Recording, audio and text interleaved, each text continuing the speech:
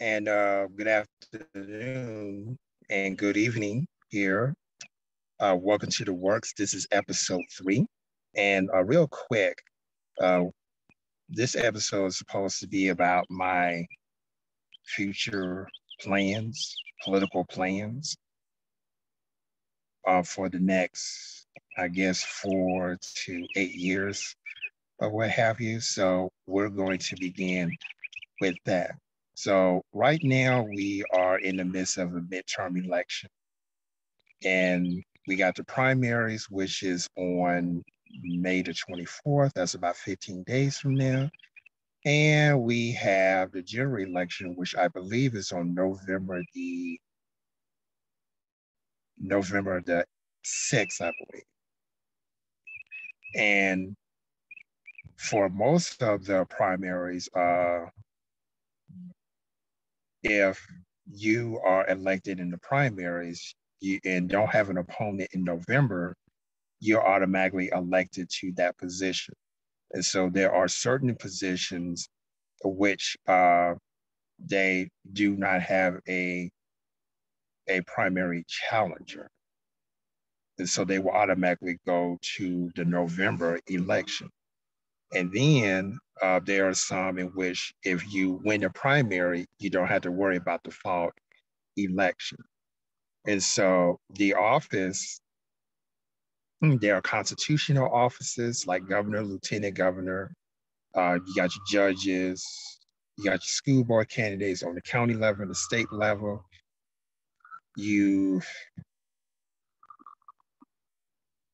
got your executive positions like Secretary of State, Public Service Commission, State Treasurer, Commissioner of Agriculture, etc. You have those.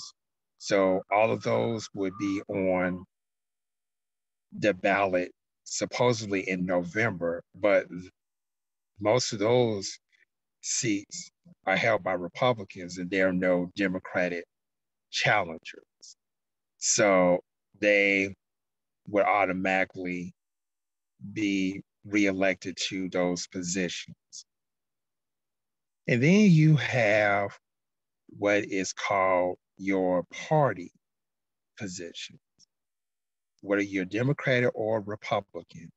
In each state in the union, there's a Democratic executive committee, and then there's a Republican executive committee. Each state has one, and Alabama is of no exception. So here we have the Alabama State Democratic Executive Committee, and we have the Alabama State Republican Executive Committee.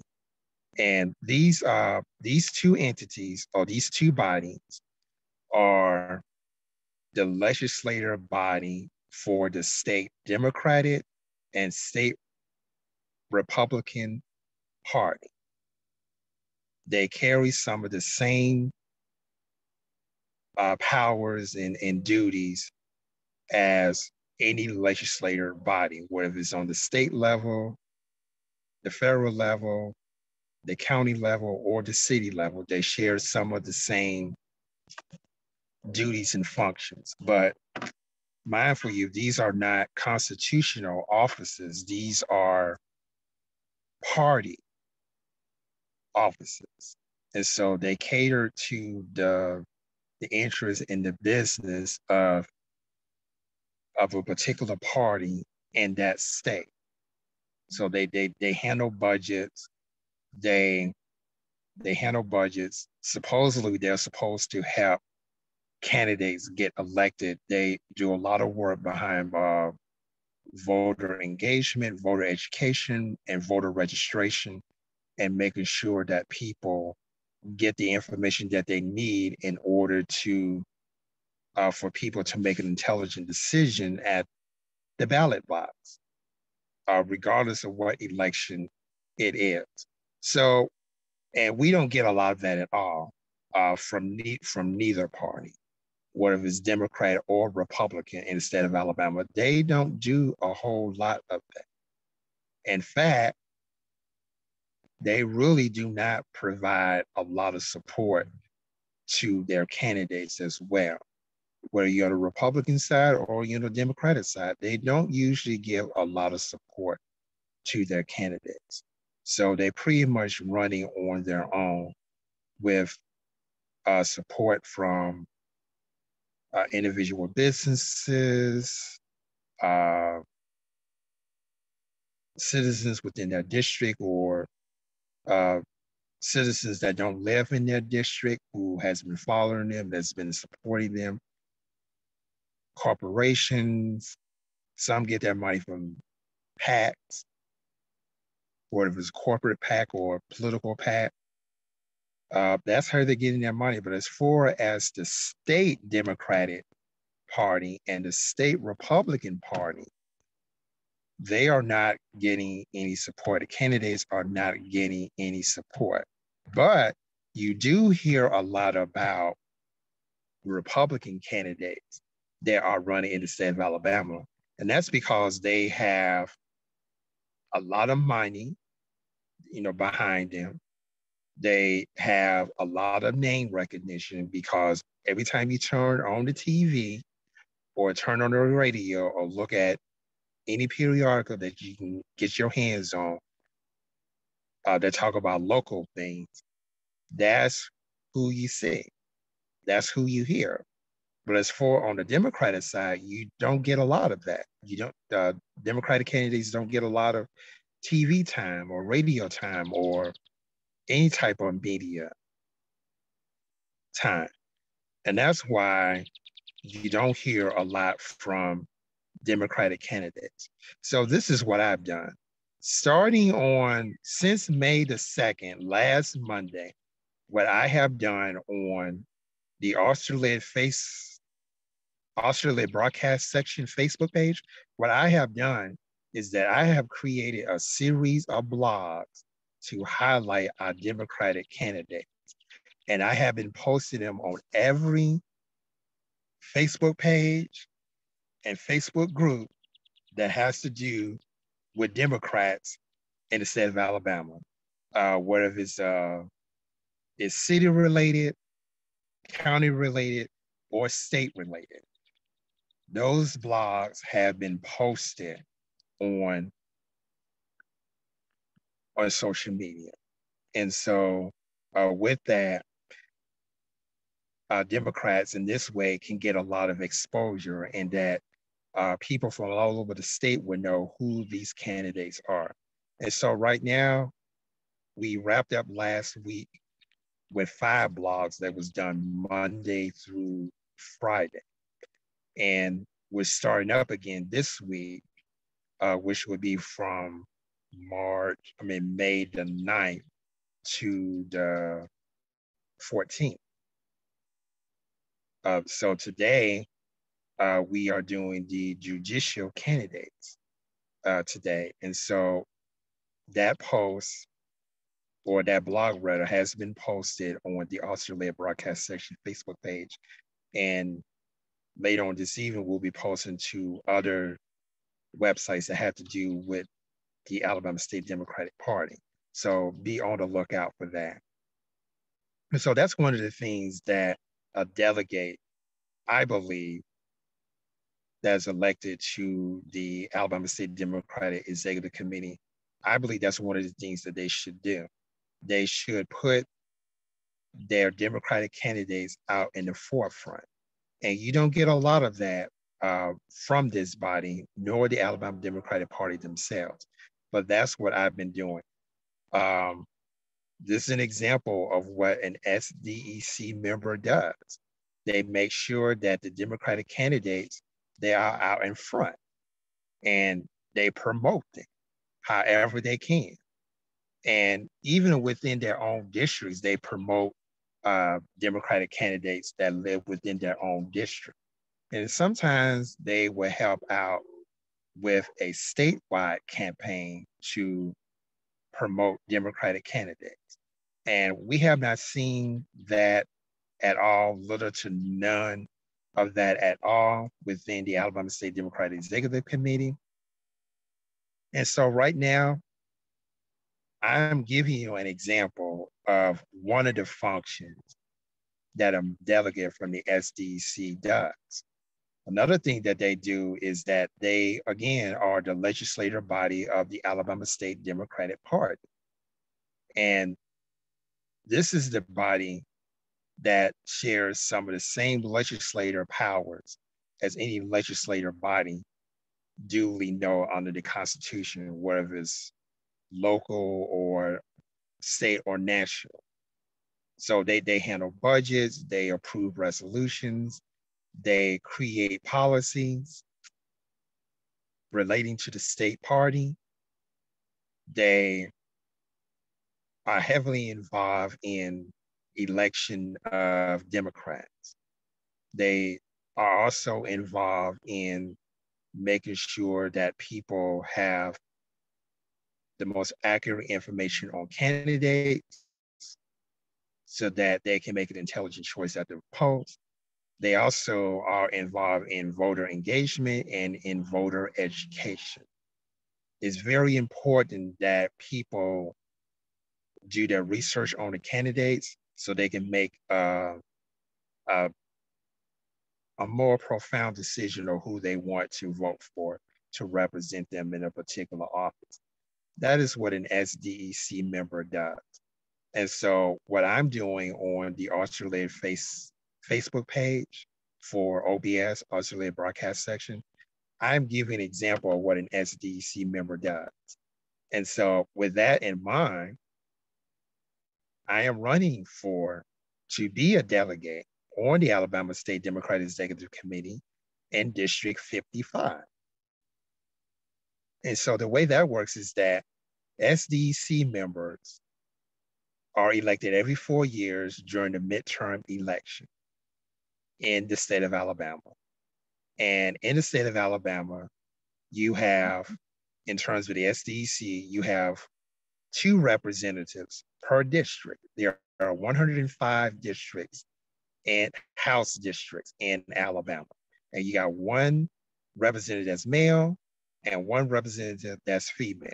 So each of the 105 House districts will have 2 representatives, 1 male, 1 female. And so for me, it would be the male delegate for District 55 is what I am running. And you can find more information about that by going to my campaign Facebook page as K.O. Williams PC. The Friends of Keith O. Williams political candidate page on Facebook is where you will get more information about that. And so that is an immediate position, a political position that I am hoping that voters will elect me to. And so with that, with 2 members per district with 105 districts in the House of Representatives, you will have a total of 210 individuals that will be elected to the SDC. And then on top of that, you have roughly about 5 or 6 caucuses in which those members will be appointed by the SDEC to serve at large. So you have, so for example, you have the Disability Caucus, you have the Youth Caucus, you have a caucus specifically for African Americans, Native Americans, Hispanic or Latinx, Asian, LGBTQ+, etc. Just to name a few. And all of those individuals are appointed by the SDC during one of their regular meetings to serve at large. So I hope that you will, and these positions, the delegates, male and female for the SDC, depending on what part of Alabama that you live in, will be on the ballot along with your other constitutional offices. So please do not skip that. Especially if you are a Democrat, it's very important that you elect people that's going to defend democracy, promote voter education, voter engagement, and to get your candidate out in the front.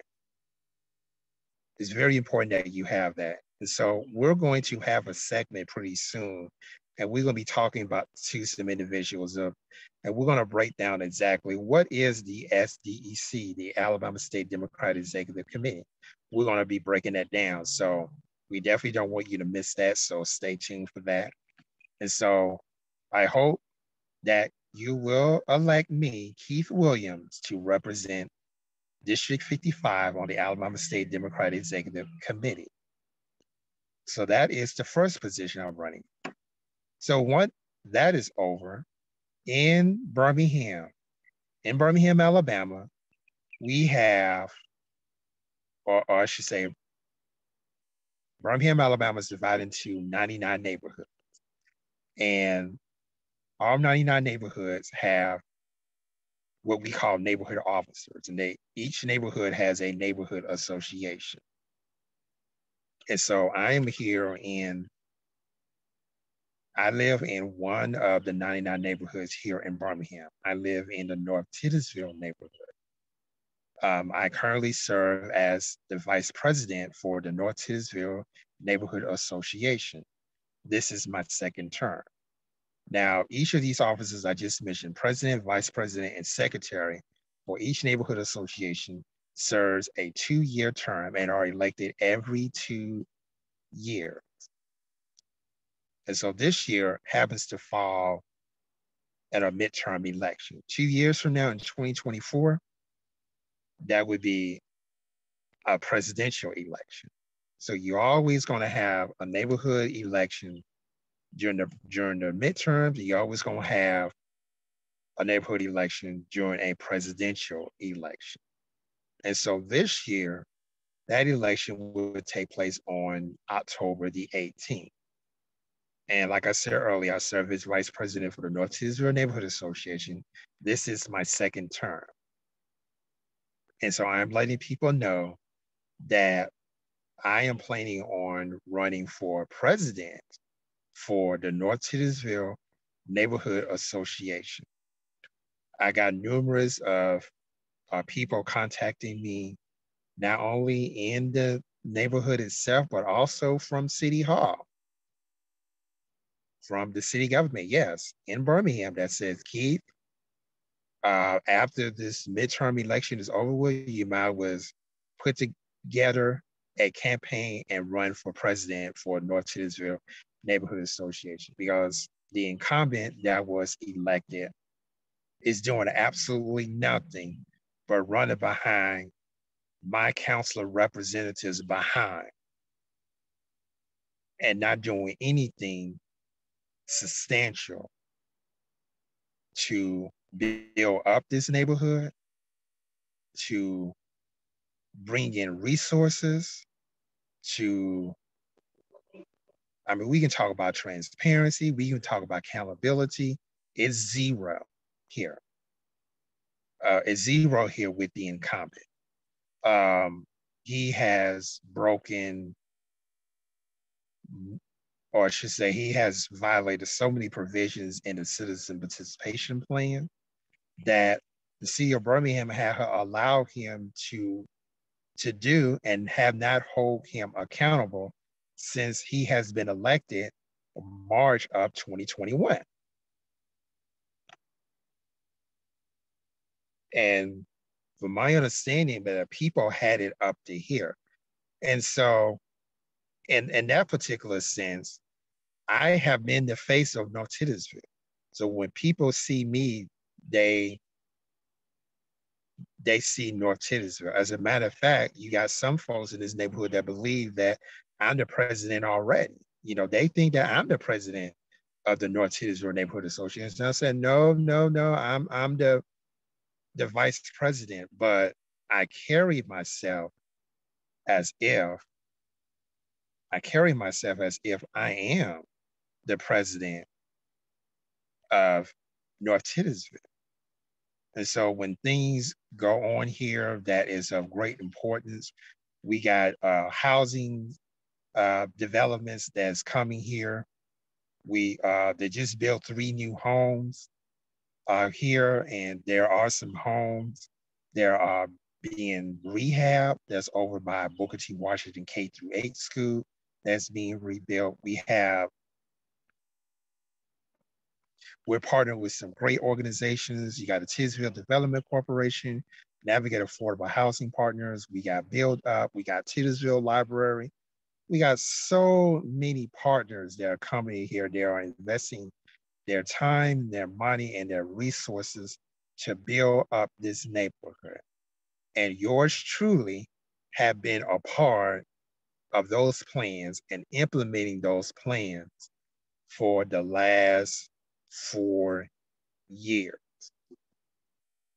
I started this work even before I was elected as vice president in 2018. That was one of the reasons why I was elected, because I came back here to Titusville, North Titusville rather, ready to fight, ready to advocate, and ready to build up this neighborhood. And no sooner than I returned to Birmingham, that's exactly what I have done. People saw that, and I was elected first in 2018, and then I was re-elected in a special election that was pushed back from October 2020 to March 2021. So this term would be abbreviated by a couple of months. And that was due to the pandemic, that the election was pushed from October 2020 to March 2021. And so I've already been a strong advocate of what's going on here. And so with encouragement from the residents that live here in North Titusville, and from some people that I have made positive relationships with at City Hall, they told me, get yourself together and run for president for North Titusville Neighborhood Association. And real quick, I just want to give you a sense of what is the citizen participation plan. I mentioned that earlier, that my opponent had violated the CP plan, or the citizen participation plan. But what is the citizen participation plan? This plan was put in place to govern the 99 neighborhood associations that exist in the city of Birmingham. It was created in 1974 after the federal government told the city that, which was seeking community block grant funds at the time, they said 2 things you got to do. You got to create your neighborhood associations, and you got to create a citizen participation plan. So those are the 2 things that they have done in order to attain community block grant money, which is separate from the city's operational budget. It is separate from their capital funds budget. So in essence, Birmingham has 3 funds. You got your general fund or your operational fund. You got your capital fund, and that is done, that the capital funds budget is used for capital projects. And then you have your community block grant funds, which is specifically used for community related events. Normally nonprofit organizations that resides in a particular community will be eligible to receive those funds. And so those are your 3 budgets. So again, the citizen participation plan was designed by the city of Birmingham that governs all 99 neighborhood associations. Is kind of like an extended bylaws that you have. So it's similar to your bylaws, which governs your nonprofit organization. It lists all the officers and their duties, how to conduct meetings, how to request funding for the city of Birmingham, because each neighborhood has a budget. And so the neighborhood association is responsible for that budget. And 70% of those funds can be used for capital projects, and 30% of those funds can be used for non-capital projects. For non-capital projects, that could mean that, for example, you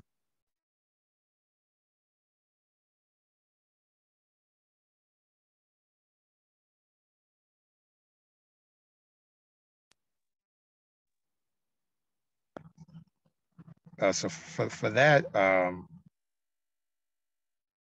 so let's just say that you have a Christmas party that, for the residents in your neighborhood. That would consider to be a non-capital project.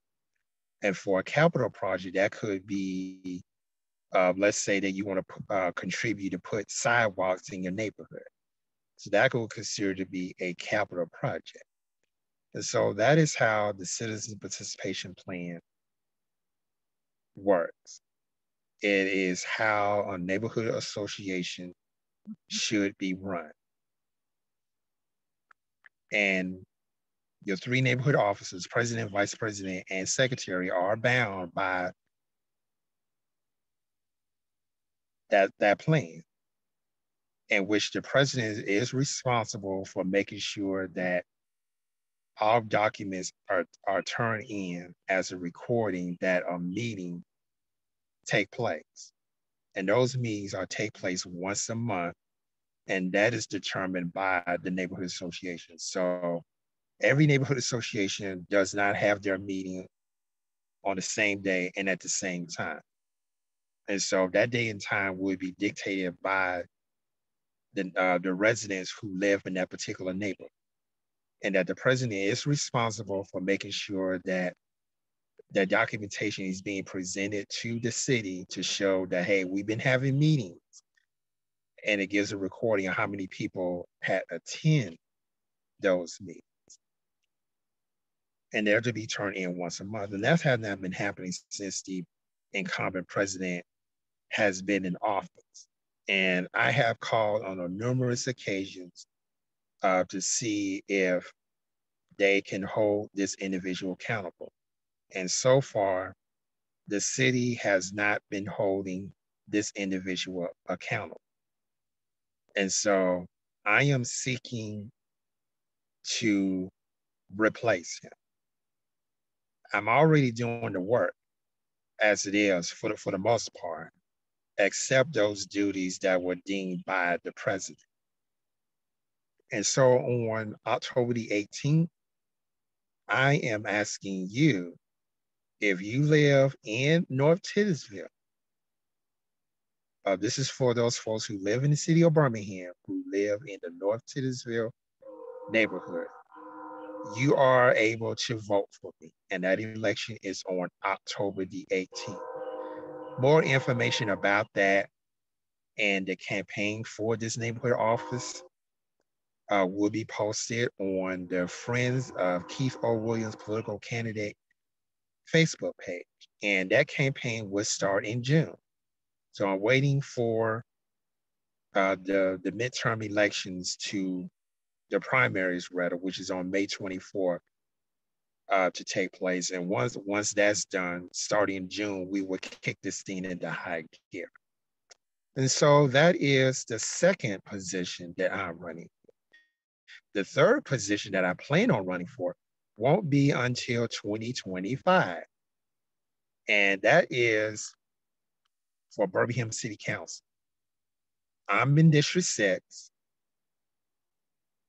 And so this would be, I ran for this position twice, in 2017 and 2019. And so I am planning on, 2017, 2021. And then there was a special election in 2019.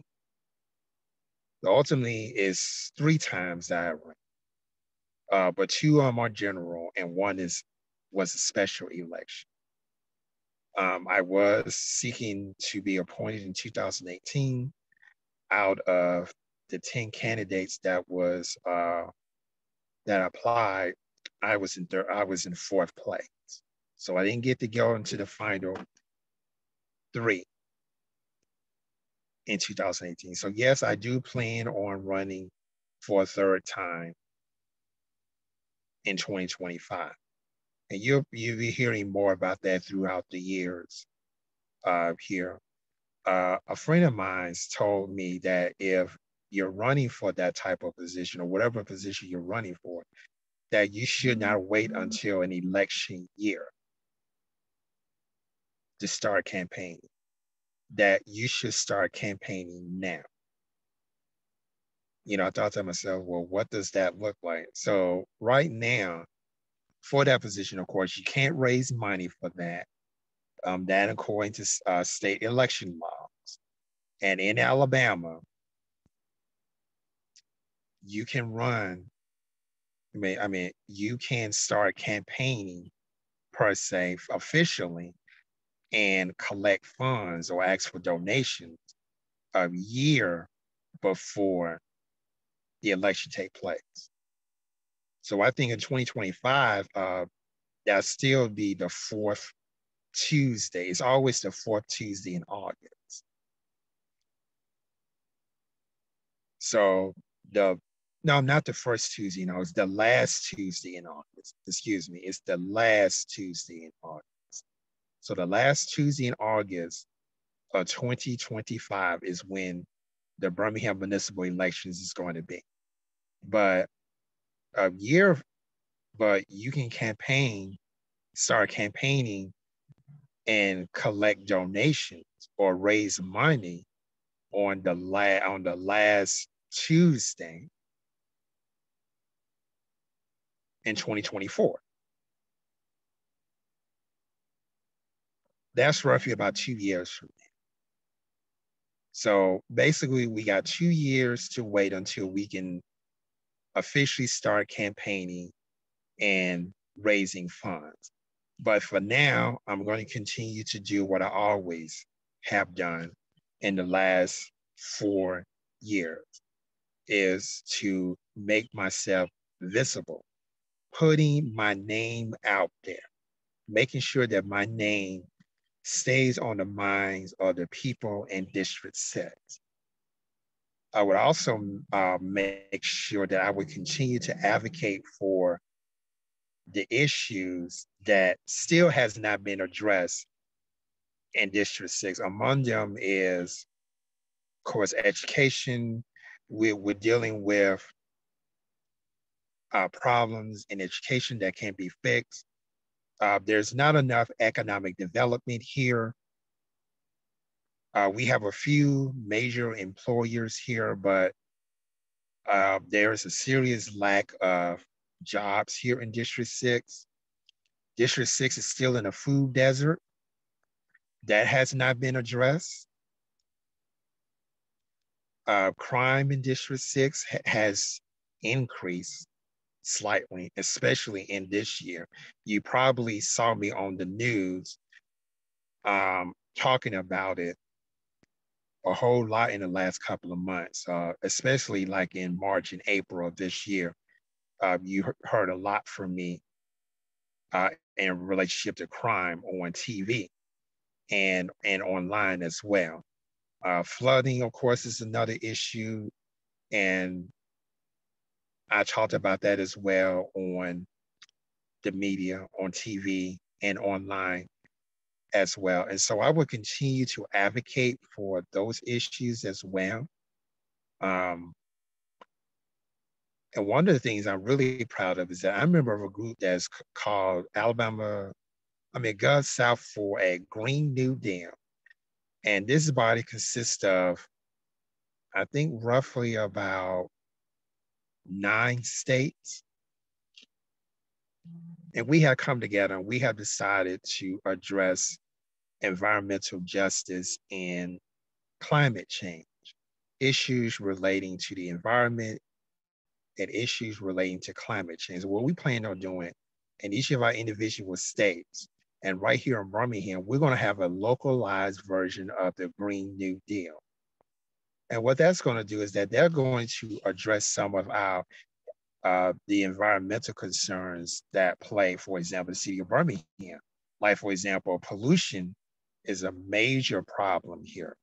In North Birmingham neighborhood, the residents there has been dealing with heavy industrial situations there that cause them to be sick, have health problems, and there's been a lot of deaths out there, particularly in an area known as the 35th Avenue Superfund site, an area that was supposed to have been placed on the Environmental Protection Agency's national priority list. And that's supposed to have been put in place in 2017 and 2018. But the state legislators down in Montgomery, as well as the Alabama Department of Emergency Management, had their hand in the cookie jar, and they stopped that area from being on the NPL. And because of that, the folks in North Birmingham are not getting the resources that they need to, number one, clean up their property, pose regulations on environmental emissions,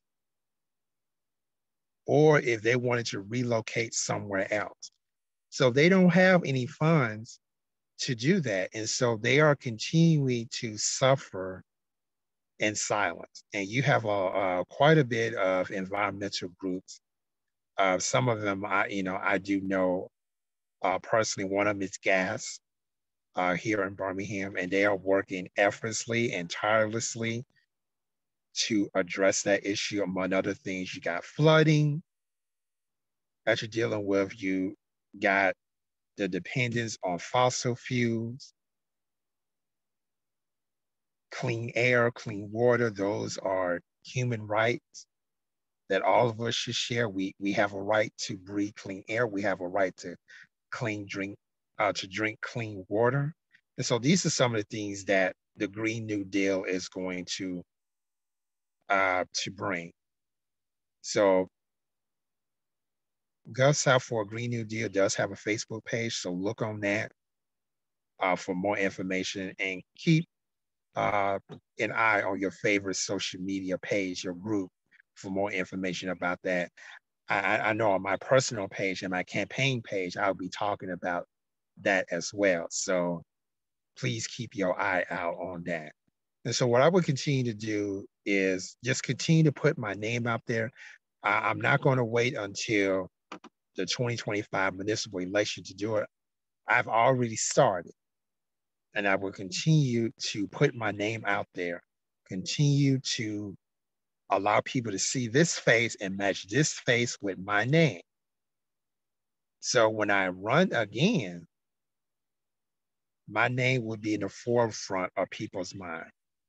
And so I've been taking my friends' advice. Don't wait until the election year to start campaigning. Do it right now. So even though I cannot raise any funds right now, I still can just put my name out there. I still can let people know, hey, I'm running for Birmingham City Council in 2025. Just want to give you a heads up, and just continue to advocate for the people's issues, whatever their issues are that they're dealing with in District 6, just continue to advocate for them.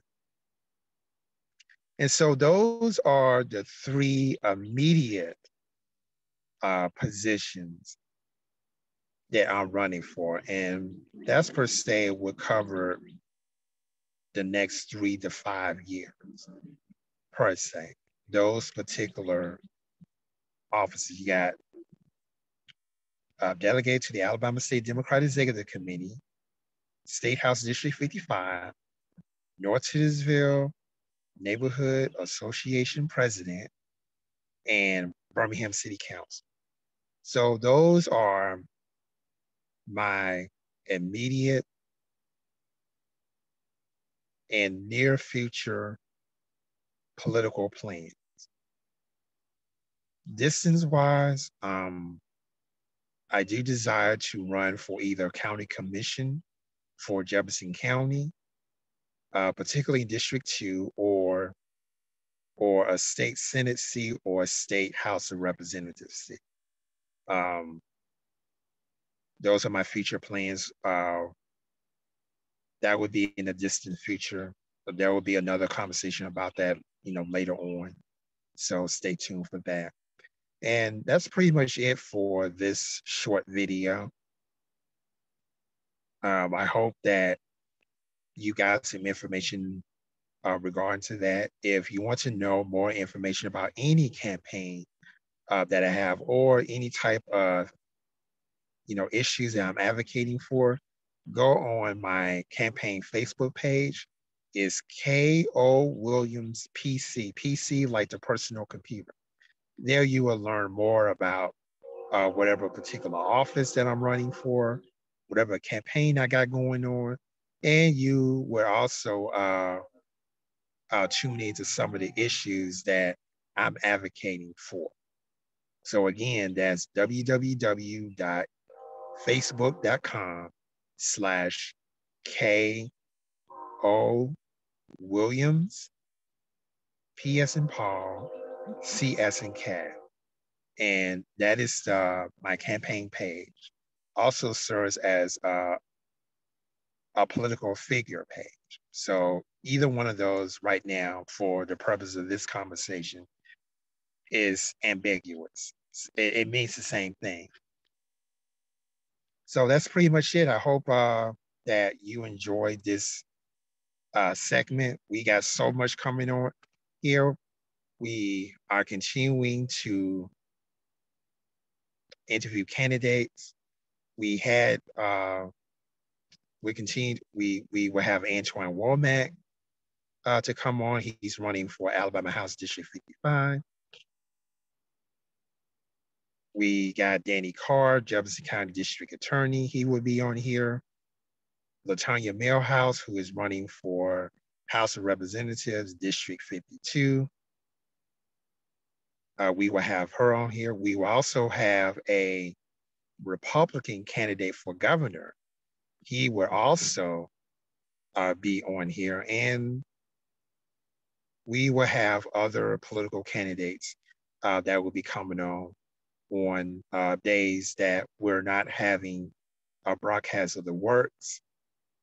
So we will have actually special broadcasts specifically for them to come on, because we want to try to get as many candidates as we possibly can to do interviews that will be distributed across social media, Facebook, Instagram, you got YouTube, Anchors, Spotify, Google Podcasts, Apple Podcasts, iHeartRadio, just to name a few, on there. So they will get some type of exposure. And again, that's just one of the things that I believe that an SDC member should do to give a lift to their party's candidates. So I'm giving you an example of what an SDC member should do. So I hope that you would take that into account. And please, if you see my name on the ballot for House District 55 for the Alabama State Democratic Executive Committee, I do encourage you to vote for me. I stand behind the Democratic Party. I want to make it better. I know that we can do better. I know that we can work towards balancing out power in the state of Alabama, because right now it's being mostly Republican. But I think that we have an opportunity, if elected. I believe that I have an opportunity to turn the scales, not only to balance the power, but to turn Alabama blue. If that's what people are looking for, that is my ultimate goal. Because right now, Alabama as a state, we're nearly last in every endeavor. We're education, mental health, you name it, we're near the bottom of everything, and it's time for a change. It's also time to make sure that people have the ability to vote, especially those who have been formerly incarcerated.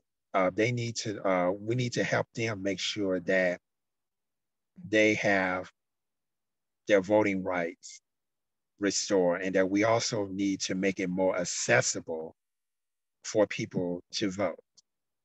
And so those are some of the issues that I would be dealing with and advocating for uh, as an SDC member representing you in Montgomery and as well as District 55. So again, that is May 24th, roughly 15 days from now. So I hope that you will cast your vote for me, Keith Williams, representing Alabama House District 55 on the Alabama State Democratic Executive Committee. So that would do it for this segment of the works. Thank you so much for joining us, and have a great day.